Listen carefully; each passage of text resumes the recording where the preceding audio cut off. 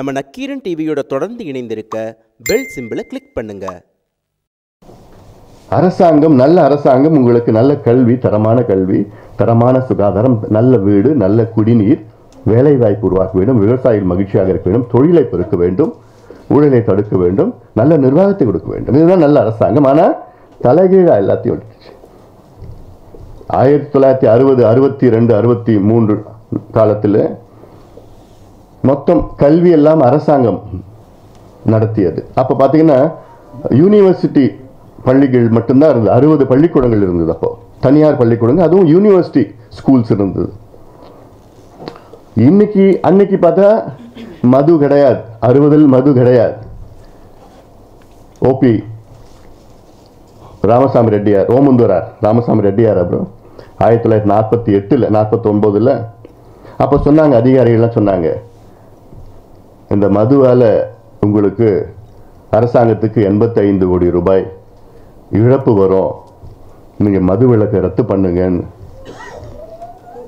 18 கோடி ரூபாய் இழப்பு வரும்னு சொன்னாங்க. அவர் சொன்னார், 18 இல்லை 100 கோடி ரூபாய் இழப்பு வந்தாலும் எனக்கு கவலை இல்லை, மதுவை நான் கொடுக்க மாட்டேன். அதன் பிறகு வந்த காமராசர் அவர்கள், அதன் பிறகு வந்த அண்ணா அவர்கள். அண்ணா சொன்ன வார்த்தைகள் என்ன? மது இருப்பது குஷ்டரோகி கையிலே வெண்ணையை போன்றதுன்னு சொன்னார். ஆனால் அண்ணா வழியில் வந்த இந்த 2 கட்சிகளும் மதுவை விற்று நாசப்படுத்தி இந்த தலைமுறையில் அடுத்த தலைமுறை நாசப்படுத்தி விட்டார்கள்.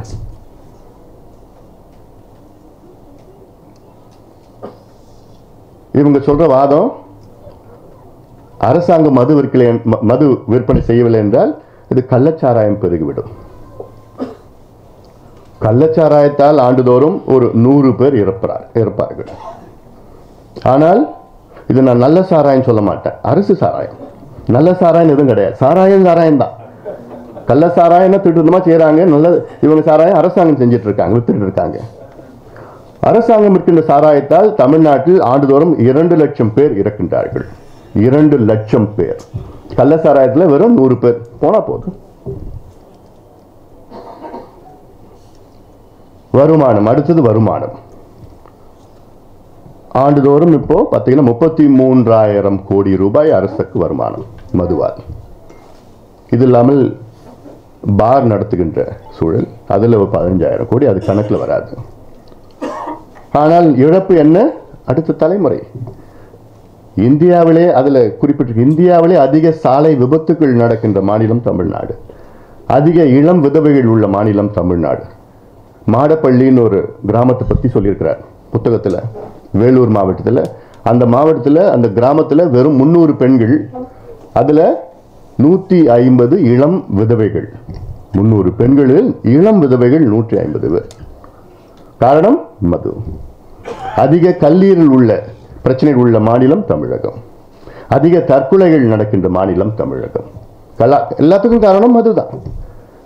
அரசுக்கு வருமானம் 33,000 கோடி. ஆனால் இழப்புன்னு பார்த்தீங்கன்னா, தனிநபர் இழப்பு, அரசுக்கு இழப்புன்னு பார்த்தீங்கன்னா 1,40,000 கோடி இழப்பு இருக்கு. இதில் கணக்கில் யாரும் கொண்டு வெளிப்படுத்துறது கிடையாது. சிஐஏ கிட்ட போய் பேசினேன். அவங்க சொல்றாங்க, தமிழ்நாட்டினுடைய GSDP, cross state domestic produce, 18 லட்சம் கோடி.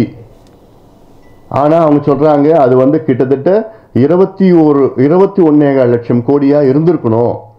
2,10,000 கோடி நம்ம இழந்திருக்கிறோம்.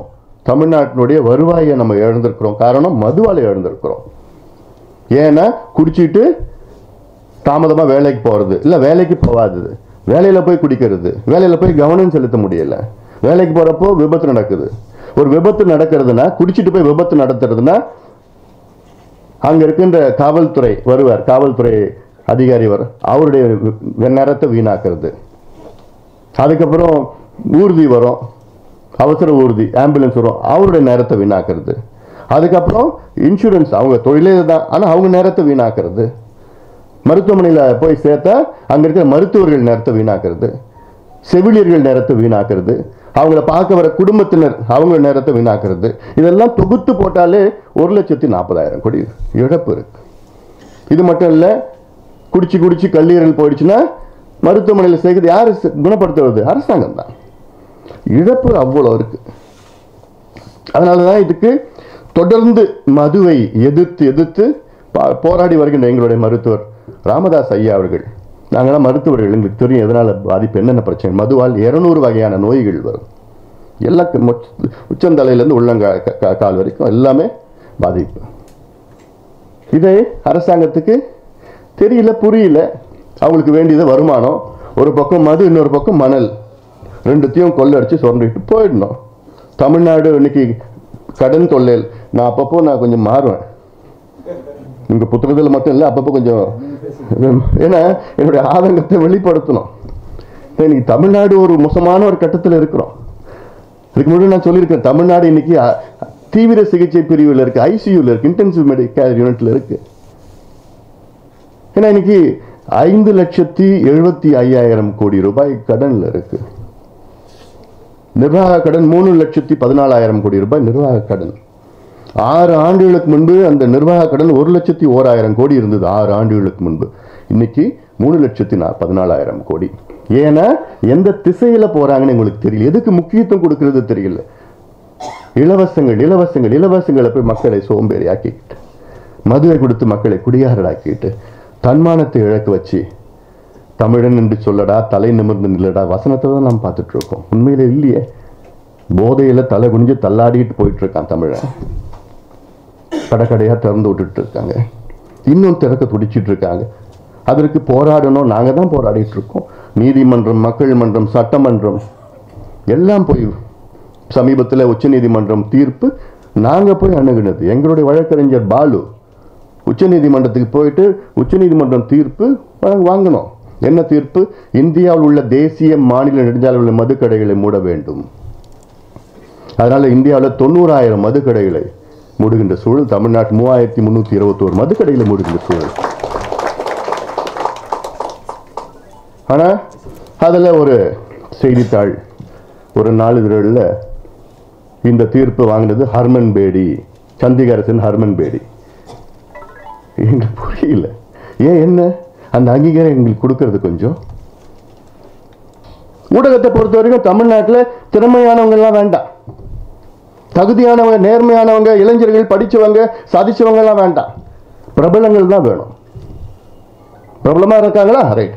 பிரபலமா இருக்கா, அவங்களுக்கு தெரியுதா, தெரியாலையா, என்ன இருக்கா, நிர்வாகம் தெரியுமா, அதெல்லாம் பிரபலமா இருக்கிறாங்களா, அவங்க வந்தா போதும். இளைஞர்கள், திறமையானவர்கள், திட்டங்கள் உங்களுக்கு கொண்டு உங்களையே சிந்திக்கிறவங்க. உங்களுக்கு பிரச்சனைனா எங்களுக்கு வலிக்குது, விவசாயிகள் தற்கொலை எங்களுக்கு தாங்க முடியல, வலிக்குது. ஒரு இளைஞர் குடிச்சிட்டு ரோட்ல போனா அதை பார்த்து எங்களுக்கு துடிக்குது. ஒருத்தர் சிகரெட் பிடிச்சானா அதை பார்த்து எங்களுக்கு வலிக்குது. வேலை இல்லாம சுத்திட்டு இருக்கான்னு அதை பார்த்து எங்களுக்கு முடியல. கல்வி என்ன சீரழிஞ்சிட்டு இருக்கு தமிழ்நாட்டில் பார்த்தா எங்களுக்கு முடியல, தாங்கல. ஒவ்வொன்றும் எங்களால முடியல, எங்களுக்கு அதனால தான் எங்களுக்கு உணர்வு. ஆனா என்ன உங்களுக்கு பண்ணாலும், என்ன செஞ்சாலும் என்ன செய்ய முடியும். கல்வியை பத்தி சொல்றார் ஜெயபாஸ்கரன். இங்க தமிழ்நாட்டில் இன்னைக்கு நீட் நேற்று வந்தது. இந்த நீட் சம்பந்தமா ஆசிரியர் அவர்கள் ஒரு போன மாதம் ஒரு கருத்தரங்கம் வச்சார். நான் போனேன். அதுக்கு நீட் வேணுமா வேண்டாமா, நாங்க 3 பேர் நீட் வேண்டான்னு பேசணும், மீதி 3 பேர் நீட் வேணும்னு பேசினாங்க. கடைசியில் அவர் எங்க பக்கம் தான் வந்தார். அவர் தனிப்பட்ட கருத்துன்னு சொன்னாரு, ஆனா நீட் வேண்டாம். இன்னைக்கு தமிழ்நாட்டில் பார்த்தீங்கன்னா, தமிழ்நாட்டில் முதல் மாணவன், முதல் மதிப்பெண் சொல்றது இந்தியாவில் பார்த்தா தமிழ்நாட்டில் முதல் மதிப்பெண் பெற்ற மாதிரி இந்தியாவில் 260வது இடத்துல வந்திருக்கான்.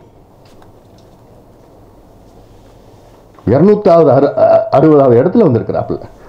ஏன் காரணம்? தமிழ்நாட்டில் கல்வி தரம் இல்லாத ஒரு கல்வி இருக்கு. பணக்காரன நல்ல தனியார் பள்ளிக்கூடம், ஏழை மாணவர்களுக்கு அரசு பள்ளிக்கூடம். அதுதான் மருத்துவமனை போது சொன்னார். வசதியானவர்களுக்கு தனியார் மருத்துவமனைகள், இல்லாதவர்களுக்கு அரசு மருத்துவமனைகள். மருத்துவர்களுக்கு வைத்தியம் பண்ணணும், எல்லாம் நல்ல கருத்துக்கள் சொல்லிட்டு இருக்கார். அதனால பல மாற்றங்கள் கொண்டு வர, எப்படி கொண்டு வர்றது எல்லாமே ஒரு, ஆனா இன்னைக்கு ஒரு ஏக்கத்துல நீங்க இருக்கிறீங்க, அது தெரியுது. மக்கள் ஒரு ஏக்கத்துல இருக்கிறாங்க, என்னடா தமிழ்நாடு இப்படி போயிடுச்சு, இப்படி மோசமாக போயிடுச்சு. குடிக்கிறதுக்கு தண்ணி கேட்குறாங்க மக்கள். ஆனால் இவங்க அரசாங்கம் என்ன செய்யுது? தண்ணியா?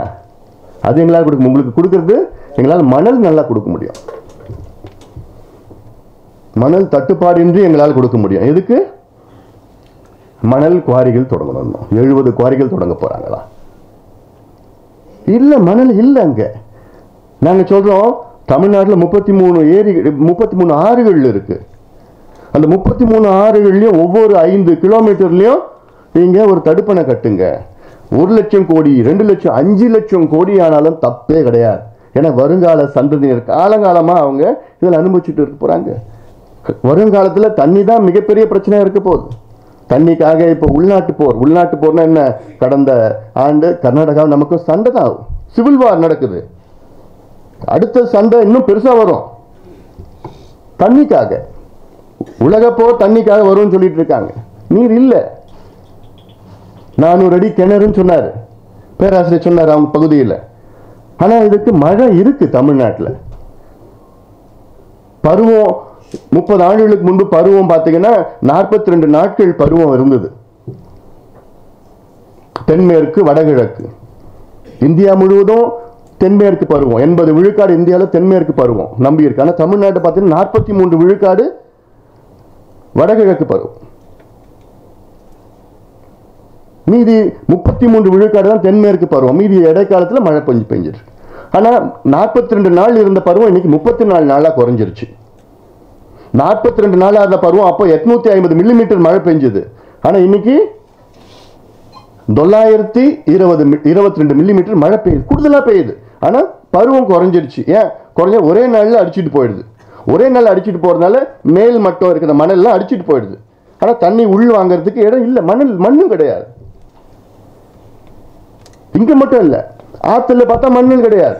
இப்போ நான் நேத்திய முன்தினம் போன 4 நாட்களுக்கு முன்பு நான் கொள்ளிடம் போயிருந்தேன். அங்க கொள்ளிடம்னா நான் கொள்ளும் இடம். எவ்வளோ வெள்ளம் வந்தாலும் அங்க கொள்ற அந்த கொள்ளும் இடம் அது அவ்வளவு தாங்கும். இன்னைக்கு வறண்டு கிடக்கு மட்டும் இல்ல, கடல் நீர் 20 கிலோமீட்டர் உள்ள வந்துருச்சு. நீங்க இன்னைக்கு கொள்ளிடம் பாலத்துக்கு மேல போன, நான் போறப்ப பார்த்தா என்னடா இவ்வளவு தண்ணி இருக்கு. என் தொகுதியெல்லாம் மேட்டூர் அணை இருக்கு, அதுல 23 அடி தான் தண்ணி இருக்கு. அங்க என்ன கேட்டேன், என்ன ஜூன் 12ஆம் தேதினா ஆண்டுதோறும் திறக்கணும், மேட்டூர் அணையை திறக்கணும்னா 23 அடி தான் தண்ணி, 120 அடி கொள்ளளவு தண்ணி கிடையாது. அன்னை பார்த்தா கடல் நீர் வந்து கொள்ளிடம் வரைக்கும் வந்துடுச்சு. அதுக்கு என்ன செய்யணுமா? 117 கோடி ரூபாயில அந்த முகத்துவாரத்தில் ஒரு தடுப்பணை கட்டியிருக்கணும். தடுப்பணை கட்டியிருந்தானா கடல் நீர் உள்ள வராது. இதற்கு நிதி கிடையாது. போன வருஷம் கடந்த ஆண்டு 62,000 கோடி ரூபாய் இலவசங்களுக்கும் மானியத்துக்கும் செலவு பண்ணுது அரசாங்கம்.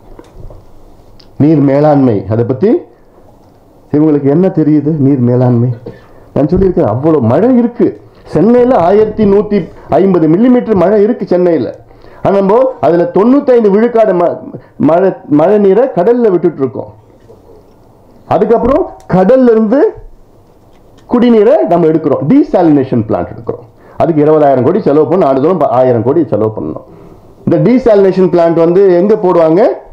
பாலைவன நாடுகள், துபாய், சவுதி, இஸ்ரேல், இது போன்ற நாடுகள்லாம் டீசாலினேஷன் பிளான்ட் போடுறாங்க. மழை இல்லை, 50 மில்லிமீட்டர் 30 மில்லிமீட்டர் மழை. இங்க 1150 மில்லிமீட்டர் மழை இருக்கு. சேமிக்கிறது இல்லை. நீர் மேலாண்மைனா என்ன? நீர் பாசன திட்டங்கள் தமிழ்நாட்டில் நிலுவையில் 20 திட்டங்கள் இருக்கு. அந்த 20 திட்டங்களுக்கு நமக்கு தேவை வெறும் 40,000 கோடி ரூபாய். வெறும் 40,000 கோடி. 62,000 கோடி ரூபாய் இலவசத்துக்கு செலவு பண்ற அரசாங்கம் ஆண்டுதோறும் 10,000 கோடி இதுக்கு செலவு பண்ண முடியாதா? அத்திக்கடவு அவிநாசி திட்டம் 62ல காமராசர் அறிவிச்சாரு, பக்தோற்சலம் அது பின் வந்தாரு, அவரால் நடைமுறைப்படுத்த முடியல. அன்னைக்கு மதிப்பு 13 கோடி, இன்னைக்கு 3,200 கோடின்னு சொல்றாங்க. அங்கிருந்து 9 டிஎம்சி தண்ணி பவானி ஆத்துல போயிட்டு, பவானி ஆத்துல இருந்து காவிரியில கலந்து கடலுக்கு போகுது. அது கணக்கு பார்த்தா தெரியுது 9. அந்த மக்கள் கேட்கறது 1 டிஎம்சி தண்ணி போதும். 1 டிஎம்சி தண்ணி அன்னூர் வழியா, அவிநாசி வழியா பெருந்துறை வரைக்கும் கொண்டு வரணும் திட்டத்தை. 80 பெரிய ஏரிகள், 200 சிறிய ஏரிகள் நிரம்பி இன்னைக்கு நிலத்தடி நீர் 1800 அடி இருக்கு. 5 லட்சம் பேருடைய குடிநீர் விவசாய பிரச்சனை தீரும். ஒரு டிஎம்சி தண்ணி 60 ஆண்டுகள் காத்துட்டு இருக்கணும் அதுக்கு. ஏன்னா இவங்களுக்கு அதுக்கு ஒரு முக்கியத்துவம் தெரியல. தாமிரபரணி வற்றாத ஜீவ நதி, நம்முடைய நதி, நம்ம ஊர்ல ஆரம்பிச்சு நம்ம ஊர்ல முடியுது. ஆண்டுதோறும் 13 டிஎம்சி தண்ணி கடலுக்கு போயிட்டு இருக்கு. தென்பெண்ணை வெள்ளம் வந்தது 2015 32 டிஎம்சி கடல்ல வீணா கலந்தது. பாலார் 31 டிஎம்சி தண்ணி கடல்ல கலந்தது. கொள்ளிடத்துல 22 டிஎம்சி தண்ணி கடல்ல கலந்தது. ஒரு டிஎம்சி எவ்வளவு? 1000 மில்லியன் கியூபிக் ஃபீட். ஒரு கியூபிக் ஃபீட் 1/1/1 28 லிட்டர் ஒரு cubic feet. 1000 million cubic feet. நினைச்சு பாருங்க. அதெல்லாம் இன்னைக்கு குடிக்கிறதுக்கு தண்ணி கிடையாதுங்க. காரணம் நீர் மேலாண்மை. தாமிரபரணி, அதுல கருமேனி ஆறு, நம்பி ஆறு, எலுமிச்சை ஆறு, வெள்ளாறு, இதெல்லாம் இணைக்கிற திட்டம் ஒண்ணு. எப்போ? 60 ஆண்டுகளுக்கு முன்பு வெள்ளக்காரன் கட்டின. ஆனா இப்ப இல்ல, வேற யாரும் கட்டல. அதுக்கப்புறம் காமராசர் கட்டினது. அது சாதாரணமா திட்டம். 3-4 மாவட்டம். குண்டாறு காவிரி இணைக்கின்ற திட்டம். காவிரி கரூர்ல இருந்து தொடங்கி 5 மாவட்டங்கள்: கரூர், திருச்சி, புதுக்கோட்டை, சிவகங்கை, விருதுநகர் மாவட்டம். வைகையில் குறுக்கில் போய் குண்டாறு விருதுநகர்ல போய் இணைக்கிற திட்டம் அது. 58வது கால்வாய் திட்டம் திண்டுக்கல் மாவட்டத்தில். பால்பாஸ்கர் தெரியும். எவ்வளவு காலமா நிலுவையில் இருக்கு. நந்தன் கால்வாய் திட்டம், தோனி மடுவு திட்டம், மேட்டூர் உபரி நீர் திட்டம். சேலம் மாவட்டம், சேலம் நகரத்தில் போனால் ஒரு சாக்கடை நடுவில் போயிட்டு இருக்கும், பார்ப்பீங்க நீங்க. அது திருமணி முத்தார். இந்த பக்கம் சரபங்கா நதி, இந்த பக்கம் வசிஷ்ட நதி. 3த்தையும் இணைச்சா அந்த மாவட்ட செழுமையா மாறும். இப்படி ஒவ்வொரு மாவட்டத்திலையும் ஒரு நீர் பாசன திட்டம் நிலுவையில் இருக்குது. அதுக்கு இந்த நிதியை கொடுத்து பிரச்சனையே வராது. தண்ணி பிரச்சனையே வராது. விவசாயம் இன்னைக்கு விவசாயம் பார்த்தீங்கன்னா 47 லட்சம் ஹெக்டேர் விவசாயம் பண்ணிட்டு இருக்காங்க. அதுல 30 லட்சம் ஹெக்டேர் வந்து நீர் பாசனம், மீதிலாம் மானாவாரி. அப்படியே 2 மடங்கு ஆக்கலாம். இதற்கு முக்கியத்துவம். இதனால இன்னைக்கு ஒவ்வொரு இப்போ கருவேலத்தை பத்தி பேசினார், புத்தகத்தில் இருக்கு. ப்ரோசோபஸ் ஜூலிஃபுளோரான்னு சொல்லுறது. அவர் சொன்னது பார்த்தீங்கன்னா இது எப்படி வந்தது? சில பேர் வந்து காமராசர் கொண்டு வந்தார் ரஷ்யாவில். ரஷ்யாவுக்கும் சீம கருவேலம் சம்மந்தமே கிடையாது. அது குளிர் பிரதேசம். எப்படி வந்தது? அந்த விதைகள் எப்படி வந்ததுன்னா, கோதுமை இறக்குமதி செய்யற நேரத்தில் அமெரிக்காவிலேருந்து அந்த விதைகள் கூட வந்தது. சீம கருவேல விதைகள் வந்துச்சு, இங்கே போயிடுச்சு, பரவிடுச்சு, அவ்வளோதான். இதை எப்படி அழிக்கிறது? இப்போ கிருபாகரன் நீதியரசு சொன்னாரு, மதுரை பெஞ்சில் சொன்னாரு, கிளையில சொல்லி நீங்க உடைய எடுங்கன்னா அரசாங்கத்துக்கு சந்தோஷம். ஏன்னா கொள்ளடிச்சுட்டு போடலாம். சீம கருவேல அழிக்க முடியாது. இவங்க அழிக்கிற முறையில அழிக்க முடியாது. புக்லைன் வச்சுக்கிட்டு நீங்க பாருங்க. சீம கருவேல எடுத்துட்டு இன்னைக்கு பாருங்க, எடுத்து 10 நாள் 15 நாள் 20 நாளுக்கு அப்புறம் இன்னைக்கு பாருங்க வளர்ந்துட்டு வருது. ஒவ்வொரு ஏரியிலும் நீ போய் பாருங்க வளர்ந்துட்டு வரும். நான் பார்த்துட்டு வரேன். அதுக்கு எப்படி அழிக்கணும்? ஏன்னா அவர் சொன்னாரு 195 அடியில் அரிசோனால வேர் போயிருக்கு. எனக்கு தெரிஞ்சு 300 அடி வேர் போயிருக்கு. மேல 30 அடி, கீழே 300 அடி. வெளியில இருக்கிற ஈரப்பசையில எல்லாத்தையும் உறிஞ்சுது. தரையில இருக்கிற ஈரப்பசை உரியது. அதுக்கு அழிக்கிறது எப்படின்னா பயாலஜிக்கல் பக் இருக்கு. ஆஸ்திரேலியாலும் தென்னாப்பிரிக்காலும் இருக்கிற பக், ஒரு பயாலஜிக்கல் பக். அதை தூவணும். ஒன்று பார்த்து இலைகள்லாம் உதிர்ந்து அது செத்து போயிடும். இன்னொன்று உள்ள இருக்கிற அந்த தசைன்னு சொல்லு, சாப் சொல்லு, அதெல்லாம் உருகி அதெல்லாம் செத்து போயிடும். அதுதான், வேற வழி கிடையாது. இது இவங்களுக்கு தெரியாது. அடிடா கொள்ளாடுறா, கான்ட்ராக்டா எடுத்து போடு, பொக்லேன்னு போடு, கணக்கு எல்லாம் வந்துடும், முடிஞ்சு போச்சு, அவ்வளவுதான். சமீபத்தில் ஒருத்தர் பிடிப்பட்டார். அவருடைய பிணையில அஃபிடவிட்ல கோர்ட்ல கொடுத்துருக்க, பிணைக்கு வேணும்னு அஃபிடவிட்ல கொடுத்துருக்காருன்னா, ஒரு நாளைக்கு நாங்கள் இந்த மணல்ல பார்த்தா ஒரு நாளைக்கு 1.5 கோடி ரூபாய் சம்பாரிச்சேன். 26 நாள்ல 34 கோடி ரூபாய் சம்பாரிச்சிருக்கிறேன். புது நோட் சம்பாரிச்சிருக்கிறேன். டிமானிட்டைஸ்டு நோட். 600 பொக்லைன் வச்சிருக்கிறேன். 400 டிப்பர் வச்சிருக்கிறேன். எவ்வளவு நாள்ல? 24 நாள்ல 34 கோடி. அதுல அவர் பார்த்தா ஒரு 11 குவாரி. தமிழ்நாட்டில் மீதி குவாரிலாம் கணக்கு. இந்த கணக்குப்படி பார்த்தா ஆண்டுதோறும் தமிழக அரசுக்கு 24,000 கோடி ரூபாய் வருமானம் வரணும். எவ்வளவு வருது தெரியுமா? 150 கோடி. இப்படி ஒவ்வொரு துறையிலையும் எவ்வளோ கொள்ளைகள் நடந்து கொண்டிருக்கிறது. ஏன்னா இந்த நிர்வாகம் பார்த்தீங்கன்னா அடிமட்டத்திலிருந்து மேல் மட்டம் வரைக்கும் ஊழல்ல ஊறி இருக்கு. இது இந்த நிர்வாகம் இப்போ எல்லாம் நீங்க எல்லாம் சேர்ந்து நல்ல மனசு பண்ணி வாய்ப்பு கொடுத்தீங்கன்னா, நல்ல மனசு பண்ணி நான் சொல்றேன், வாய்ப்பு கொடுத்தீங்கன்னு வச்சுங்களேன், இந்த நிர்வாகத்தை நடத்த முடியாது. ஏன்னா இந்த நிர்வாகம் இஸ் ஃபுல்லி கரப்ட். புதிய ஏதாவது அடித்தளத்தை அப்படி ஒட்டுமொத்த நிர்வாகத்தை இடிச்சு நொறுக்கி புதிய நிர்வாகத்தை உருவாக்குனாதான் தமிழ்நாடு முன்னேறும். இப்ப இருக்கிற நிர்வாகத்துல ஒன்றும் பண்ண முடியாது. ஏன்னா அதிகாரிகள் எல்லாம் அவங்க டிஎன்ஏல போயிடுச்சு ஊழல். அது லஞ்சம் வாங்குறது தப்புன்னு அவங்க நினைக்கல. முன்னாடி என்ன சொல்லுவாங்க, ஐயோ லஞ்சம் வாங்குறானான்னு சொல்லுவான். இப்ப என்ன சொல்லுவான், அவங்ககிட்ட ஒரு 100 ரூபா கொடுத்தா நடந்துருந்தா, நல்லவன்டா, காசு கொடுத்தா அதை செஞ்சிடுவான்டா. அந்த மனநிலையில் நம்ம மாறிட்டோம். இந்த நிலைக்கு காரணம் 50 ஆண்டுகள். நிறைய இப்போ லிங்குசாமி அவருடைய துறையை பத்தி சொல்லிட்டு இருக்கார். நிறைய சொன்னார், புத்தகத்தில் நிறைய எழுதியிருக்கிறார். என்ன சினிமா, தமிழ்நாட்டை பொறுத்த வரைக்கும் சினிமா என்பது இது வாழ்க்கை முறையா மாறிடுச்சு. கேரளாவில் பார்த்தீங்கன்னா சினிமா என்பது அது ஒரு கேளிக்கை அது. ஆனா இங்க அது வாழ்க்கை முறை, யதார்த்த முறை. ஜெர்மன் நாட்டில இருந்து ஒருத்தவங்க வந்தாங்க அன்னைக்கு, எம்பசியில் ஒருத்தவங்க. அவங்க சொன்னாங்க, ஜெர்மன் நாட்டில் தமிழ் ஆசிரியர்கள் இல்லை, ஓய்வு பெற்றுட்டாங்க, அதனால தமிழை நாங்கள் எப்படி கற்றுக் கொடுக்குறோம்னா சான்ஸ்கிரிட் மூலமா தமிழ் கற்றுக் கொடுக்குறோமா. இதெல்லாம் நடக்குது. இன்னைக்கு சுஷ்மா ஸ்வராஜ் சொல்றாங்க, பாஸ்போர்ட் ஆங்கிலத்திலும் ஹிந்தியிலும் இருக்கணுமா. அதுக்கு காரணம் சொல்றாங்க, அரபு நாடுகளில் அரபு மொழியில பாஸ்போர்ட் இருக்கு. சுஷ்மா ஸ்வராஜ் அவர்களே, அரபு நாட்டில் அவங்க பேசுறது அரபிய மொழியை தான் பேசுறாங்க. அவங்க யதார்த்த மொழி அரபு மொழி கடைபிடிக்கிறாங்க. இந்தியாவில் 22 தேசிய மொழிகள் இருக்கு. எனக்கு ஹிந்தி தெரியாது. இந்த பாஸ்போர்ட் எடுத்துட்டு வெளிநாட்டில் போயிட்டு ஜெர்மன் நாட்டில் போட்டு இந்த பாஸ்போர்ட்ல என்ன எழுதி இருக்குன்னு என்ன கேட்டால் என்ன சொல்லுவேன் நான்? எனக்கு தெரியலன்னு சொல்லுவேன். அது அசிங்கம். எனக்கு மட்டும் இல்லை, இந்தியாவுக்கு அசிங்கம் அது. இல்ல தமிழ்நாட்டில் இருக்கிறவங்கள தமிழ்ல போடுங்க, ஆங்கிலத்தில் போடுங்க. மொழி ஹிந்தி கத்துக்கிறது தப்பு கிடையாது, கத்துக்கலாம், திணிக்க கூடாது, அவ்வளவுதான். நம்முடைய மொழி இப்ப நம்ம தமிழ் மெல்ல சாகும்னு சொல்லிட்டு வரோம், அதுக்கு ஒண்ணுமே கிடையாது. அதனால இதெல்லாம் எவ்வளவு பிரச்சனைலாம் இருக்கு, இதெல்லாம் நம்ம புரிந்து கொள்ள வேண்டும். ஏதோ ஒரு குருட்டான ஒரு கொள்கைகள்லாம் எடுத்துட்டு இருக்க கூடாது.